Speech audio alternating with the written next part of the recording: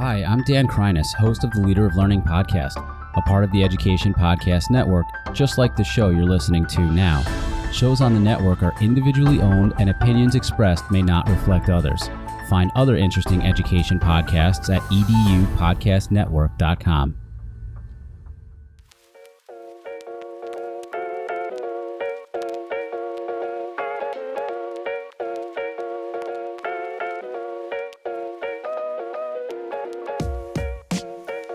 Welcome back to another episode of the High Tech Podcast. You're joined by myself, William Illingworth, one of the two co-hosts, and Josh Swartz, the other co-host. I feel like introducing ourselves now in season 3 is so much easier because we're just like, we're here. Hey, you know, it's that guy and it's this guy. Yeah, like from the start. Those of you who are still listening on audio, you know, catch up with the times. There's a video somewhere. You can go check that out on YouTube. But there are some people who may be able to see our faces, and that may be positive or negative depending on what Will and I look like on that day. I feel we're both cleaned up, you know. It's tough now. I have to think like, oh, we're gonna podcast. I should make sure I've showered recently.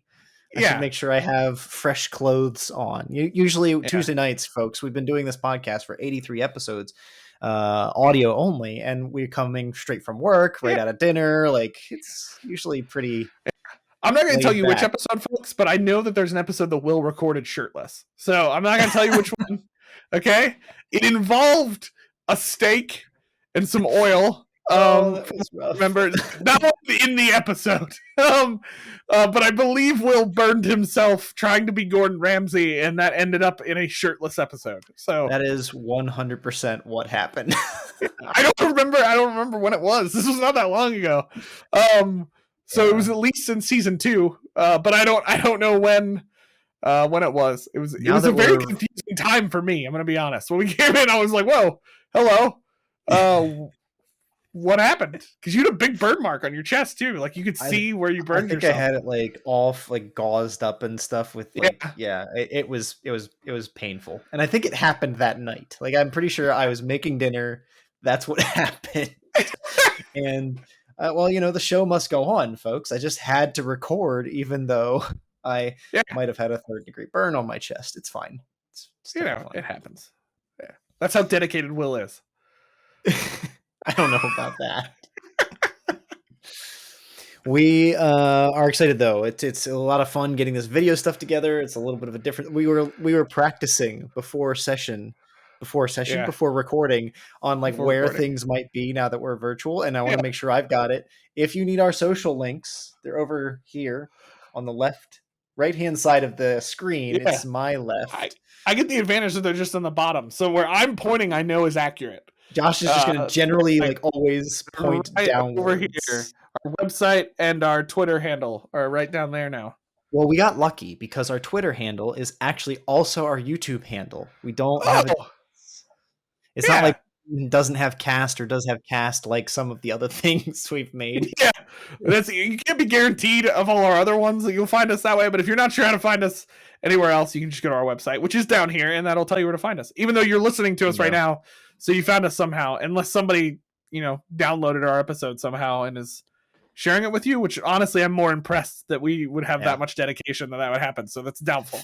Honestly, thank you. If we've been pirated, honestly, that means we've made it. If people are pirating our episodes, that's an achievement, you know, like it's a badge in podcasting. If somebody pirated your episode, someone cares enough to want to have it on their own. Well, so basic stuff, right? We're still getting these things together. Now you can see our social on screen at all times. There's our website. There's our Twitter and YouTube. Make sure to check those out. Share those with other folks. We've got a lot of fun things coming. We have like 3 interviews already lined up this season. Very excited for that. 2 series. I think we've got a lot going on. Yeah, I'm gonna be honest here. This is the most planned I think we've ever been for the High Tech Podcast because, folks, we have most of season 3 already planned. Like, you know, and some of you are like, was that not how it was before? No, sometimes we would decide the episode when we came to record. This is a hobby cast, folks. I'm not prepping hardcore for this. Are so planned that there are only 3 episodes in season 3 that aren't planned, but the first episode of season 4 is planned, you know? So I take that as the win, right? We might have 3 episodes we still need to figure out in this season, but Season Good 4's stuff. first episode is already accounted for. So Yeah. until all of that good stuff, why don't we just dig in for this week's let's just jump in. episode topic, which is pretty boring. I don't think it's really, I don't it's not real relevant. Nobody's talking about this in Hollywood right now. Yeah, for sure. No one. Have you ever heard of this thing? Is it called a chat something? Chat GPT, ChatGPT. First of all, let's just talk about what IT person in a basement came up with the name of this.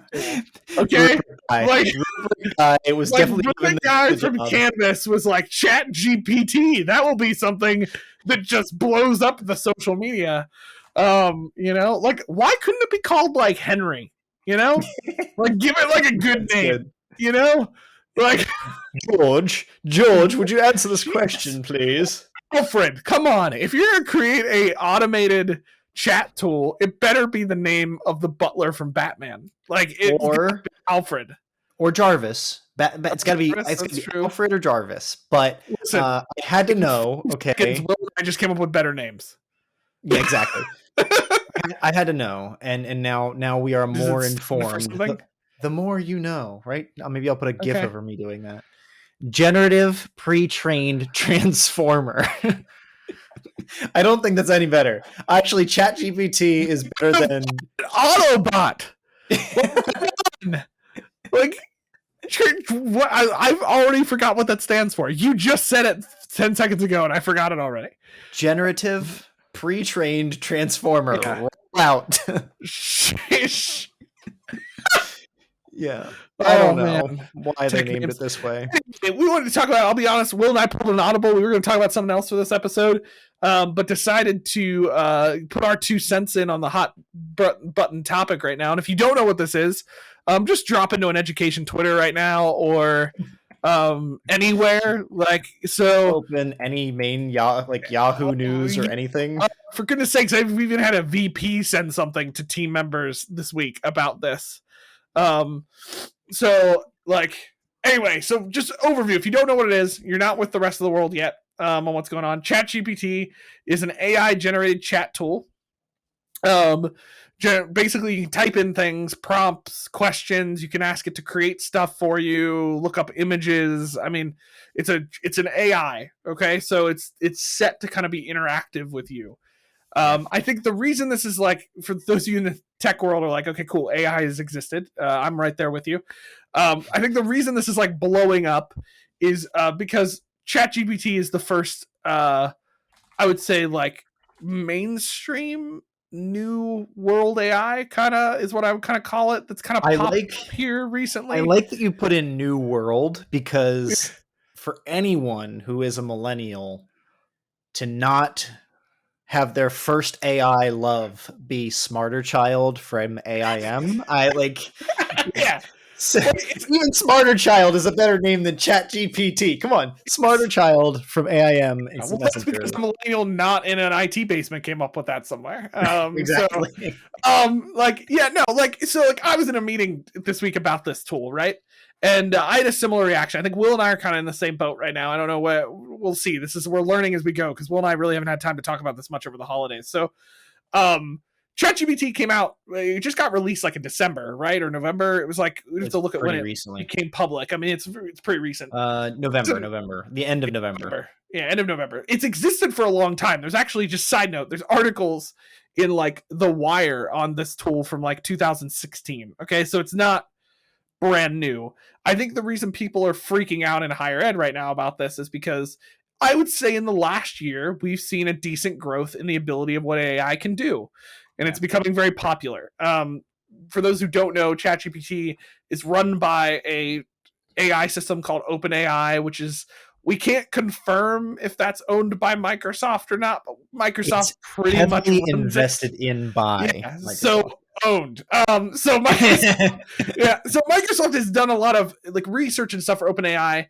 And OpenAI's kind of now their software has become, as far as I understand it, has become open to other tools to license and use, which is why you're seeing a lot of tech tools this is the new world for tech tools. This is, if you're not doing something with AI, then you're kind of behind right now. So for instance, tools that we've talked about, like Notion or Otter, those both are using AI right now. There's been a big growth in what AI can do in the last year. Like it's become a bit smarter.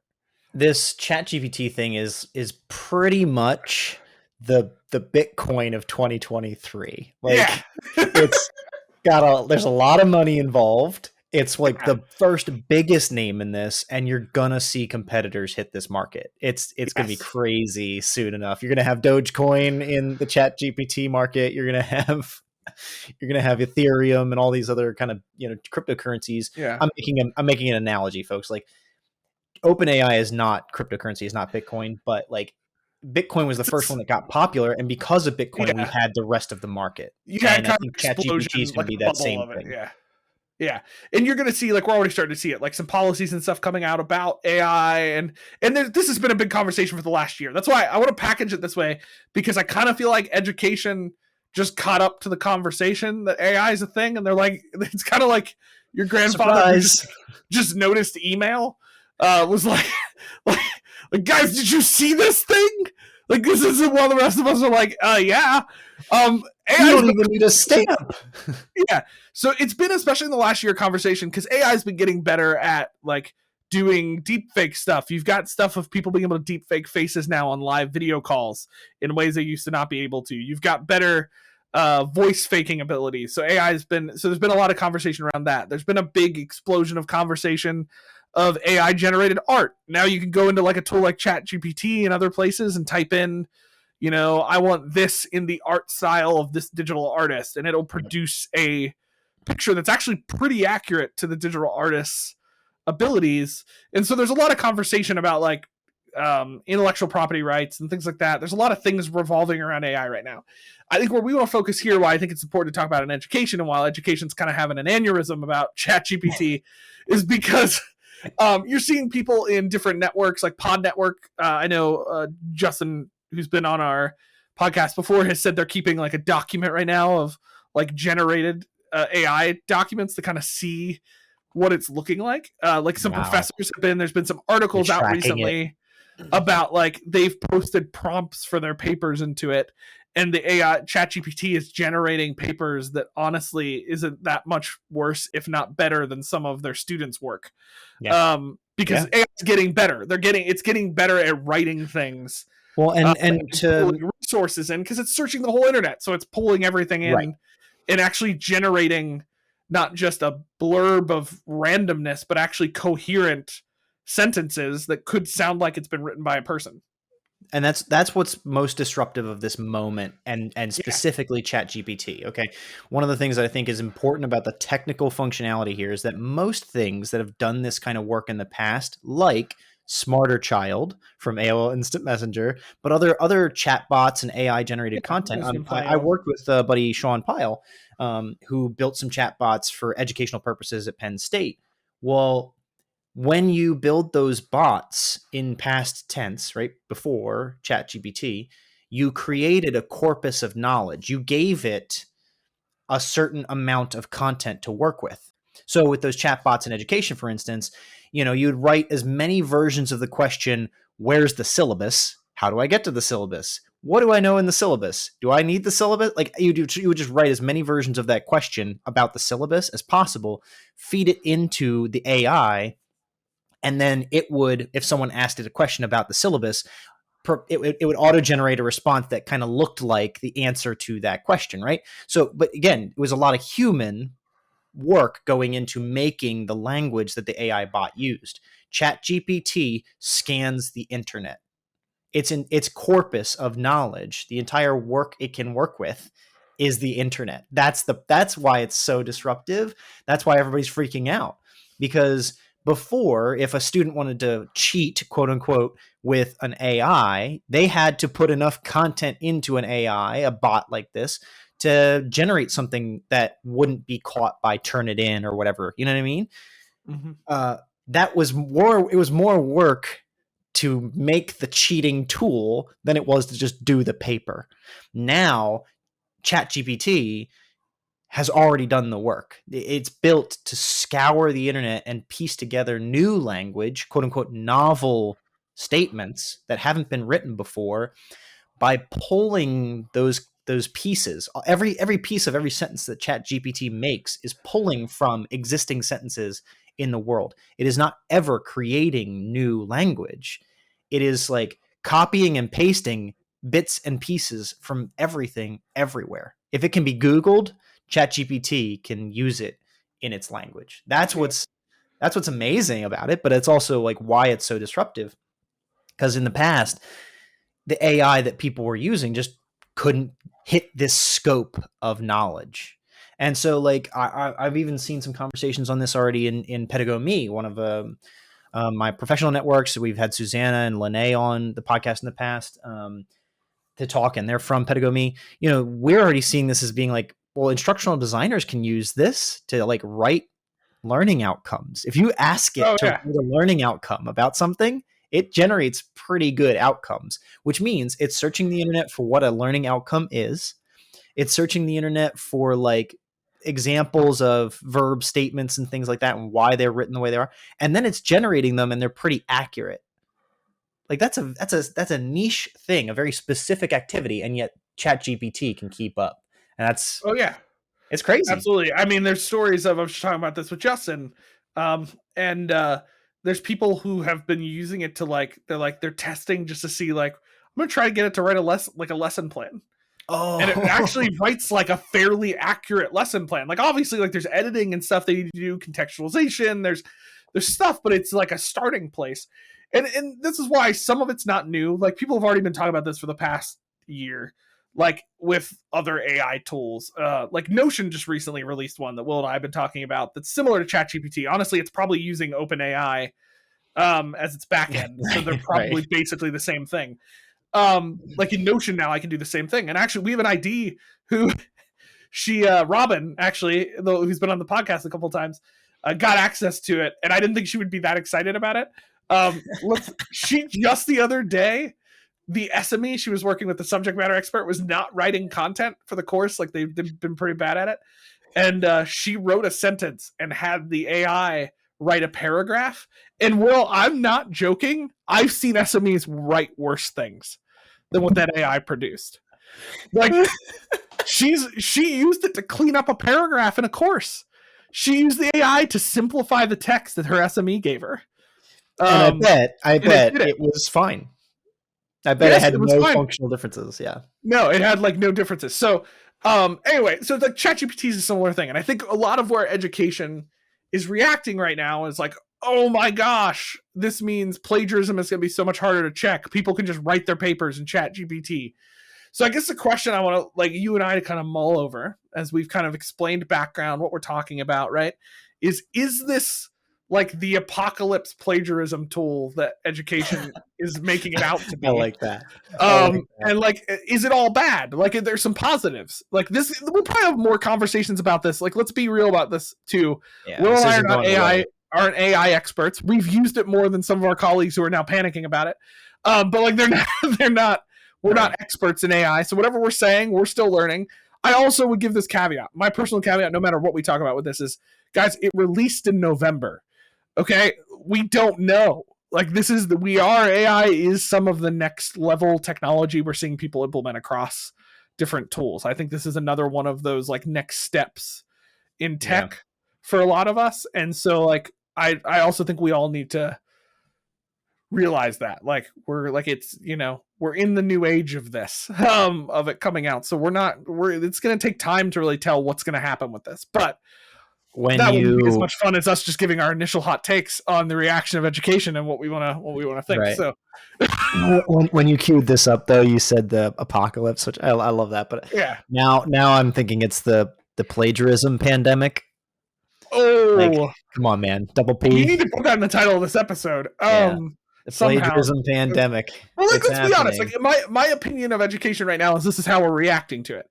Everybody's immediate reaction to ChatGPT, and I think understandable to a certain extent, is, oh man, like this is going to be the plagiarism nightmare of 2023. Like, how are we going to handle this? And how are we going to deal with this type of tool? Like, this is changing the whole landscape.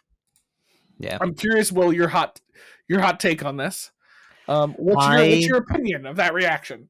Right? as we've talked about in like Turnitin and other things in the past, like Yeah. our opinions in general about this kind of stuff. Personally, the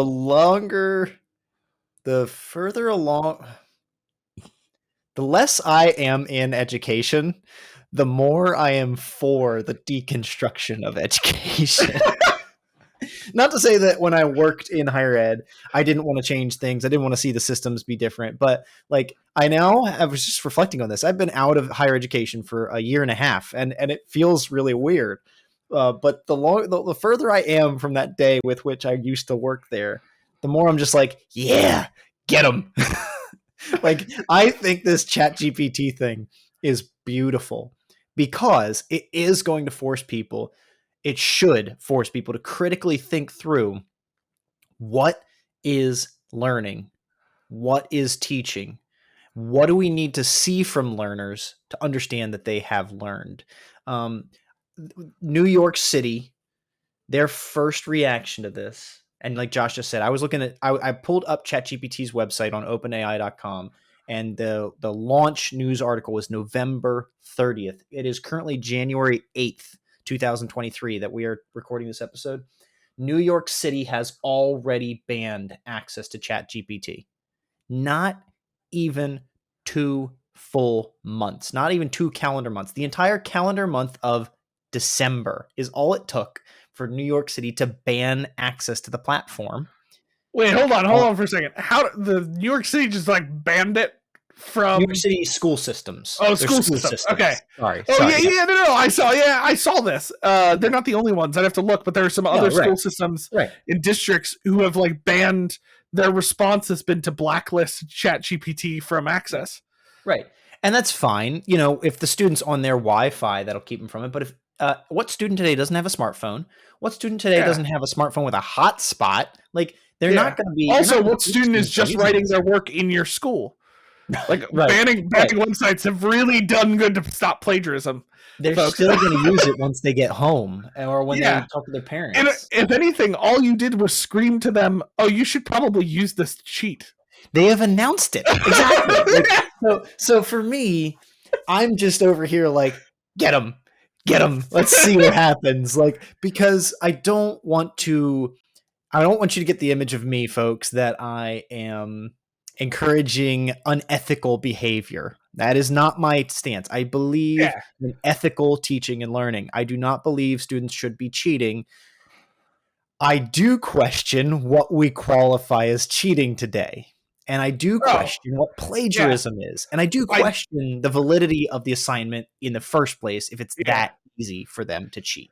Well, yeah, and it's tough. Like all the stuff I've heard. So like I'll get my initial just summary hot take of this is no, I don't think it's the apocalypse tool that everybody's advertising it out to be. I was probably the annoying person in the meeting this week that was like, okay, like, is this really brand new issue? Like somebody was like, well, they had access to this type of stuff. I was like, well, I mean, yes. Does it mean more students use this type of stuff now? Yes. And is AI different than it was a year ago? 100%. I think that's downplaying the evolution of where things have gone with AI technology. And I have a lot of reservations about AI, not from an education standpoint, but just from a general standpoint. I think it's a very useful tool, and there's a lot of incredible stuff that ChatGPT can be used for. And I don't think it is cheating to have ChatGPT. Like, what does it look like to have our students use ChatGPT to like better summarize class notes or like summarize stuff? Some people would say, well, that's cheating. They didn't do it themselves. It's like, well, but summarizing on your own is honestly kind of monotonous. Like, sometimes can it be helpful to have ChatGPT summarize? And this is where I'm kind of like back and forth, because sometimes summarizing on your own helps you better process the information just by the fact of summarizing. Yeah. Other times, there's times where we just need to know the gist of what something said, without knowing the whole thing. Like that's I was about to like take you to. I was like, oh, let's get into that one. I think it's a good example. But like you've opened up that the value of summarizing is sometimes to go over it yourself, but it's not everything that we want to. I guess where my approach might be is like someone say summarizing is a good way to remember content. Yeah. Okay, that's a fact. But not every class or set of class notes needs to be remembered the same way. Like that to me, like there's always an asterisk on like, this is a good learning thing. Yes, summarizing is a good learning thing. No, I don't have to do it the same way every single time I go to class. There might be different types of classes.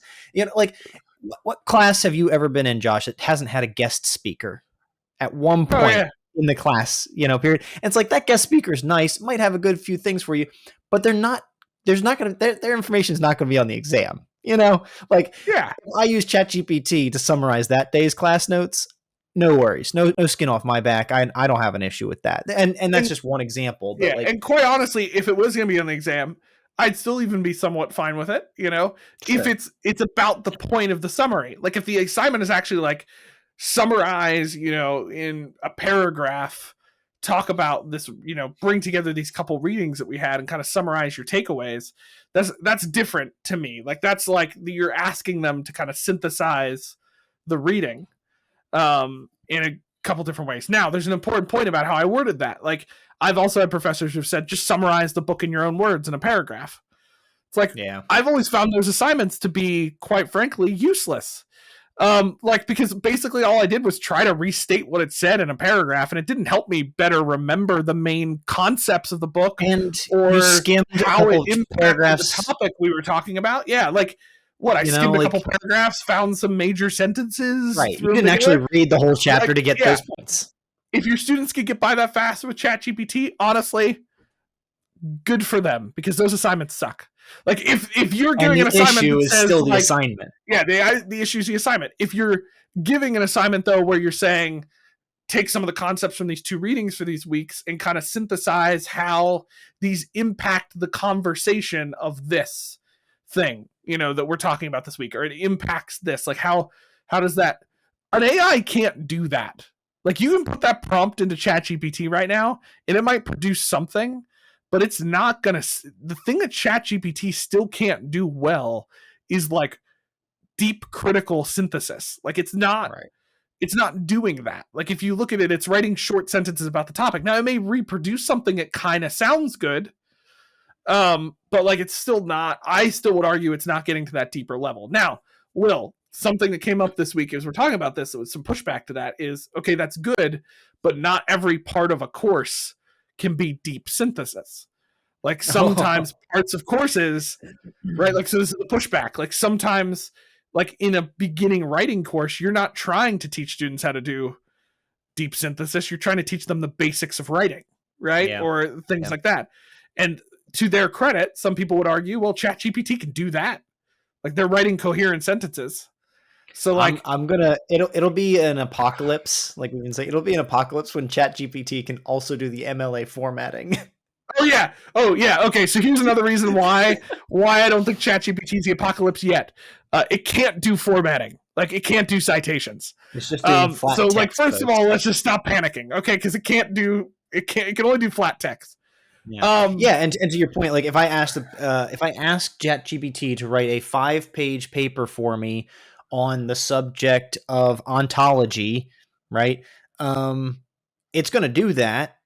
It's not going to have citations. I'm still going to have to add those in if I'm going to even try to submit that as an assignment and get a 1-over on my instructor. I still have to go back and read that paper and put in citations. ChatGPT is not going to create that. You might be able to tell ChatGPT to include citations, but you have no trust. I would have no trust as the student trying to do it, that it would be accurate or consistent citations if it can do it at all. I don't know. I haven't tried this. Now I'm going to get off this podcast today and have it write me a paper on the ontology of candles or something like that, and we'll see where it gets me. A quick note, just because I've done a little bit more testing with this and I have some people who have too. It can't do citations. It has been flagged as creating fake sources. So it'll try to do citations. Yes. But if you click on the link, you'll find out the resource isn't real. Like it's like made up the resource. It'll like flag fake resources. So there's that point. This is amazing. ChatGPT makes its own fake news. That's the headline, folks. Yeah, no, like that's so it's doing that. Like here's the deal. My general opinion, like we could go on for this more, and I'm sure we'll bring up some more episodes on this as we get more info about how ChatGPT is impacting education and things like that. I do think there's some concerns to generally have about, like, people have brought up, okay, with the evolution of AI, does that mean we need to be teaching our students some of the basic mechanics of writing, or has ChatGPT become a starting place that people can now use to structure papers, and then they bring the human element to it? I think there's some danger factors in that. With every, like, my general philosophy of technology is, as we've talked about earlier in the first episode of season 3, every technology brings benefits and brings negatives. We're the person who talks about it, but there's, like, they put it in the term of, this is a little intense, but of adding limbs and removing limbs. Like technology adds things, but then also removes things. Yeah. My general concern with AI as a tool is how reliant we as human beings become on it for producing quote unquote content. And can we even call what AIs generate all the time perfect content? Like, is AI being able to replicate the content we produce on the internet a criticism of AI, or a criticism of the lack of thinking that humanity does? Like, that's ouch. It's my hot take on AI. But my caution with us going too heavily into it is, could AI make that problem worse? Could we become overly reliant on it and stop carefully thinking about what we say? I do think there's a point. But to your point, why I don't think it's the apocalypse of education is, I think there's careful ways to write activities and assignments that account for the human element, that require some type of thinking beyond just producing of information. If you ask your students just to produce a paper with rogue facts about history, about science, about whatever that is, then yes, ChatGPT could replicate that to a certain extent. I still think it's You can tell an AI written paper. I think technology is going to come out in the next couple of years that will help better identify AI written papers. But do I think this is new? No. Somebody could have easily went to another student and said, write my paper on that. Right. Yeah. The issue of not writing, and you would have paper. No clear way of knowing it. Like, there's a couple ways you can check that stuff, but nobody checks that when grading unless they think it was came from somebody else, And to your point, Will, like, ChatGPT may produce different sentences and pull things together, but all it takes is 2 students typing in the same prompt into ChatGPT, and that AI will produce similar enough sentences that our plagiarism softwares like Turnitin or just the instructor will catch that line is the same thing. That's all it takes. There's 2 things about this that I think are still, in my opinion, beautiful. There are already people and this is the market. This is the industry of it all. Like, you raise up a tool that can do one thing. You're also at the same time going to raise up an industry of tools that are trying to do the opposite. A Princeton student built an app to detect ChatGPT written essays. Yeah. Other tools and probably Turnitins and stuff like that are already working on building similar algorithm detection platforms into their existing software. Like, as ChatGPT is going to get better, so too are the identifying issues side of it going to get better. Yeah. It's not going to be a one-sided issue here, I guess, is the way to put it. With we've seen this in history with any technology that has the potential of plagiarism or theft or stealing or whatever. There's always some kind of other rising technology to fight against that. Now, what that'll all look like, I don't know. But my point is that with every new technology, right? I think we've Eric, a coworker of ours, friend of ours, brings up the comment that I forget who it was, but when I can't remember it now. Was it Aristotle? No. We're talking older times, but when writing first existed, there were philosophers who literally said, writing down thoughts will be the downfall of humanity. Oh, sure. Right? Written word will be a problem. There's still always a story of the guy who wrote a letter to the president about trains that would ruin the world. And with every new technology, we react. And I think my criticism of education would be this. Okay. Should we be concerned about it? I think we should, to a certain extent. We have to acknowledge that this is a reality. We need to pay attention. We need to pay attention. We need to be aware and on top of what the technologies are, what new stuff's coming out that'll impact it.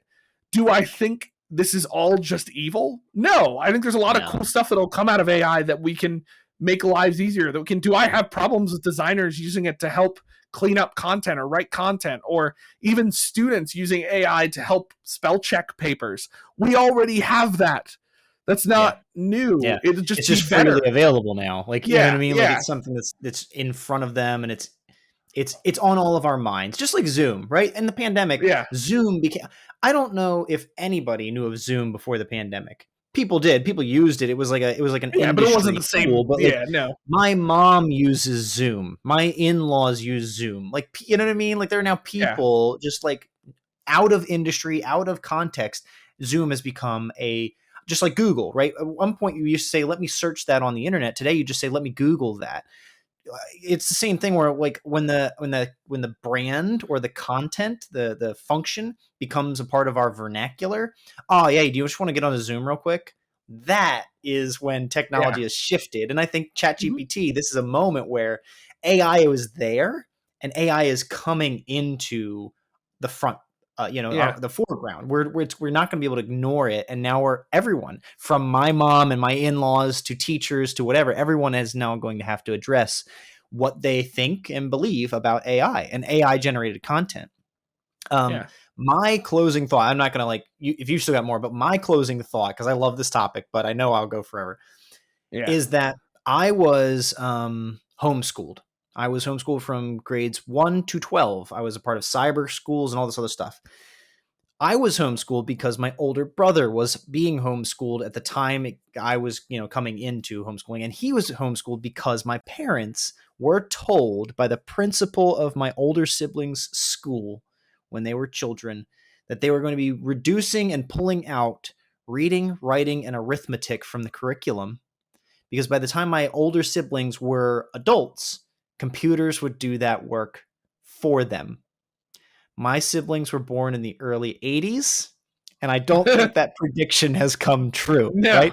We still need someone to use the calculator. We still need someone to use ChatGPT, right? Like that point, that conspiracy theory approach to it back in the whatever early 90s, it probably was, that the computers are going to do it for us.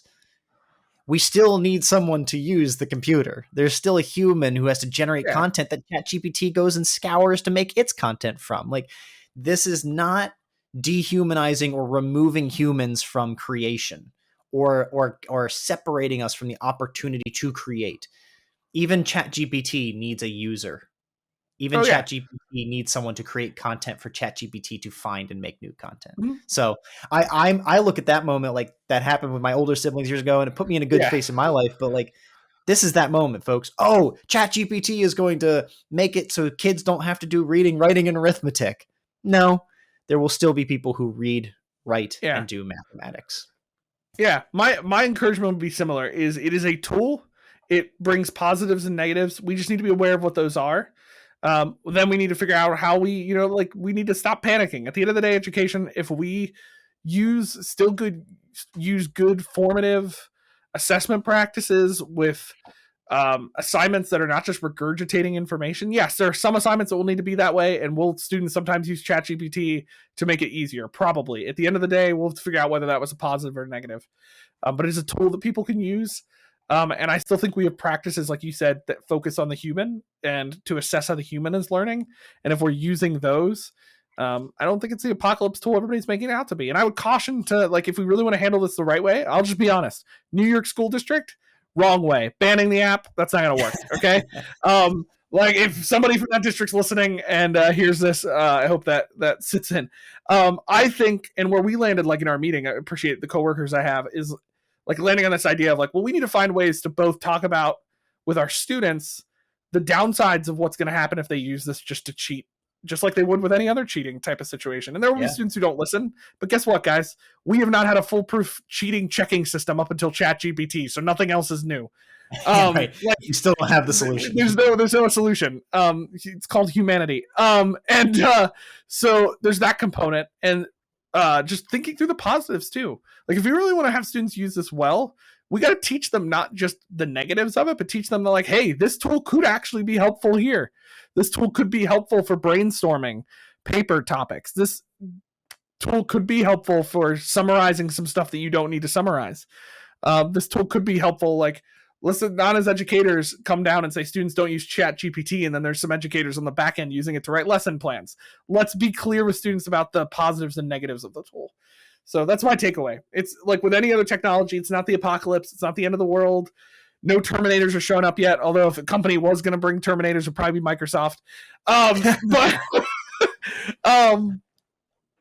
that's our hot take on it. I think we'll talk more about this, but we've already slammed this topic longer than we normally do. So let's get into the app. Yeah, we need to get going. We need to. Yeah, we need to get moving. We need to.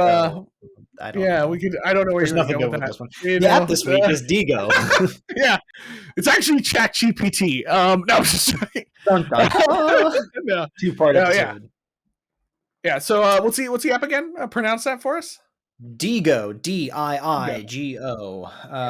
I don't think it's pronounced any differently. Of course, like we have had some episodes recently where we we messed up a few. And I think it's just because when I read it, I want to say dingo like every time. So I'm always like, there's a little part of me that's like, dingo ate my baby. Nope. Sorry. It went there. Diigo.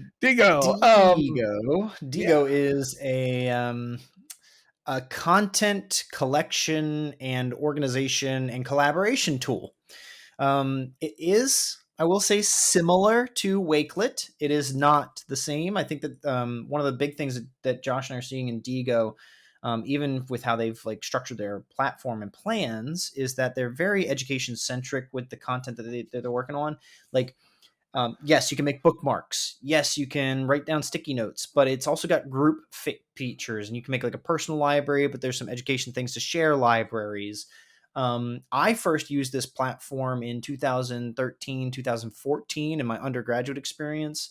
We used it for my program. We collected all content that we used digitally in my program in Diigo. So I felt like that was actually a really good like portfolio creation tool at that time. Yeah. It wasn't like I was creating my portfolio, right? It was gathering resources, websites, teaching tools, right? That was part of my undergrad, and that's what we were using Diigo for. So today, I mean, it's come a lot further along in 8 years since I've used it or more. But it's got all these features to like gather content from the internet, click and drag, click and copy and paste websites, put PDFs in there. Screenshots. There's any number of things that you can put in there and save, but it allows you to like literally now highlight text directly on any web page. So if you have, I'm assuming that's going to be like an extension tool. Like I could literally just be on a ChatGPT article and highlight a sentence, and it can save that sentence into my Diigo, collection. Yeah, they have a Google extension and like just general browser extension, just like a lot of the other tools we've mentioned in the podcast.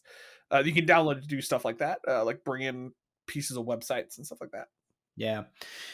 Josh and I have used a lot of different tools like this. We've talked about a lot of different tools like this on the podcast, to be honest. When we think of things like Mendeley and Zotero, when we think of tools like Wakelet and even Perusal, right? A lot of these tools all come at this, I'd say, concept of knowledge management from a bit of a different angle. Perusal is an academic in-class kind of knowledge exchange tool. Wakelet is kind of definitely more like just a snapshot, like grab links, grab images, grab and organize it kind of like in a dashboardy visual way. I think that's kind of Wakelet's trying to make the visual aspect easier. Mendeley and Zotero are definitely more academic centered. They want you, and they're built to have like all the authors, references, editors. They're built for research. At the end of the day, both those tools are built to be research knowledge collection. Diigo is gather all knowledge, any knowledge. It can be those research articles. It can be images. It can be websites. It can just be like a line out of a web page, but then interact with it and share it. I think that's a really interesting element of their thrust. My use of Wakelet, at least, is there's not as much peer-to-peer interaction.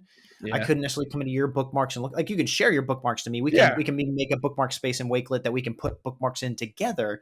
But like with the fact that Diigo gets into the annotation, that Diigo allows for highlighting, that has the sticky notes and outliner, like there's a lot more you can actually generate and share in Diigo collections. Yeah, I would say just from some of our other tools. Yeah, just from my like initial review of it, and I'll be honest, like Will's the one who's really used this before. I have not. I'm just doing like a little bit of a dig into it when we were talking about using it. But one of the things I would say, like I could see this being kind of unique in use compared to the others, is this seems like a really good tool for like group collaborative research for projects, because it has so many like kind of tagging, comment, annotation features with groups. And another thing that's really cool, it has this tool where you can actually take your research and structure it through this automated tool that they have into an automated kind of generated outline. So you can actually like create outlines and things. So I could see this being really useful for like group research projects, like having everybody kind of collect research together and being able to like create outlines and wait a second, Josh. That are in there. Are you saying that students might cheat and have their outlines written for them? Oh, no. Oh, no. Yeah, another example of automation. If you ever hear automation, folks, it's not that far away from AI. Anyway, yeah, so you got that in there. I just think that's cool. Like that's like a Wakelet doesn't have that as much. Perusal is more focused on like collaborative kind of reading. I wouldn't put Perusal hard. No, I would like knowledge management. The same tool. Yeah. Right. And while like there are some like collaborative features in some of those other tools we mentioned, I think what's cool about Diigo is that there's definitely more of a focus there, which I think gives it the advantage to kind of be a better kind of research tool. This could also be very helpful for like you as a professor in a class researching with students or with colleagues that you're doing things for. Like this doesn't just have to be use it with your students from an academic level. You could use it with your colleagues when you guys are doing research on stuff or collaborating on a course or course design or things like that. There's some really cool features in here that I think allow for that collaborative element. And I'll be straightforward. I don't believe that they had features like the outliner and groups back when I was using it, right? So I'm saying like 2013, 2014, I think was when I was using it for my program, and we shared it across ourselves, and we had to share our Diigo collections with our instructor so she could add things or see them herself. But today it's all the more collaborative, and the functions are there for it. It is free for basic. It's got a pretty good, easy free plan.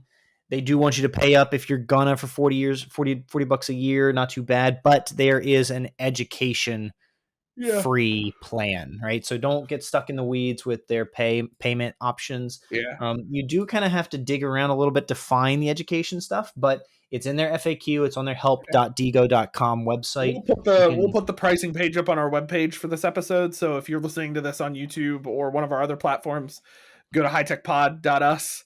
Our website, and you can that's right down there. You can find it. Go to our website and check that out. If you're listening to the audio and you heard me say down there and you're looking below you, it's in the video. If you're driving right now, Robin, and he said down there, please don't look down, look at the road. Robin, look at the road. Look at the road. We'll put that in there, but I would definitely recommend it. If you listening to this, you are an educator listening to this, do the education plan. It's free and it has a lot more features than the free basic plan. This isn't a case where the educator plan is basically just the free basic plan. The basic plan, for instance, only allows you to have 1 to 3 members in your collaborative Diigo. Educator one allows 20 to 50. And it gives you like an instructor place to manage your student accounts. So like if I was going to use this, I would do the teacher education thing. Not that I feel like I have to say that all the time, but I know sometimes with these tools, their educator plan is basically their free plan. Like that's not this case with Diigo. This is actually a benefit to get that educator plan. I think it's easy for us to speak to and suggest the academic or classroom use of this. I think instructional design teams could take advantage of this. Josh, is still on a team that could really use a platform like this. They've got Notion, so why do they need anything else, of course? But it's something I could definitely see would be helpful across purposes. You don't just have to think about this for your classroom, but like how you could use this with your peers, how you could use this with an instructional designer or with a subject matter expert. Great platform. Really easy to use. I believe there was an app. I guess I'll just pull up my phone and check that. Yeah. Look at us checking ahead of time. Yeah. But the web platform is great, and you're going to want to use it with the extension, right? Because that's how you're going to get the easiest access to pulling materials into the platform. Yes, there is a mobile app. Okay, cool. you can get to your resource. Yeah, this is one of those apps I put in the category that, like, while Will's the one with the background on using it before and I haven't used it, it's one of those tools that, like, I say this a couple times on the podcast. Like, if I can look at an app and come up with, like, immediately 5 uses to the tool, like, of problems that I've been trying to solve, Diigo is one of those. Like, there's some pieces of this where I'd honestly want to try using Diigo for it. So I think check it out. Check out the website and the tool. So, yeah. Well, folks, that is the episode for this week. Next week on episode 87, we're going to be kicking off a two-parter.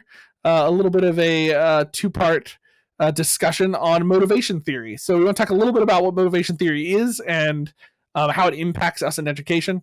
And then we're going to be talking about a productivity tool called Asana. So we're going to jump out of the little ed tech section for a little bit and talk a little bit about just like task management, both collaboratively, whether with other people or, well, that's how you do it collaboratively. Most times. I meant like with like, other coworkers, other professors, things like that, sure. Instructors, or with your students. We think Asana could be a helpful tool for that. So check that out. We'll talk about that next week on episode 87.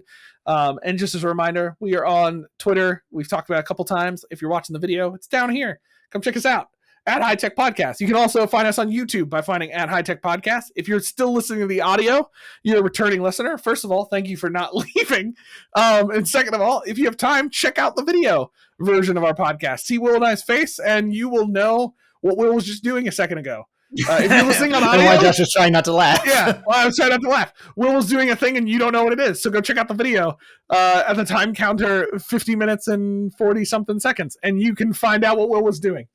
50 minutes, give or minus the intro episode, you know. But yeah, whatever, you know. 52, yeah, something like that. Whatever the final edit is. Whenever Will edits this out. No, I'm just joking.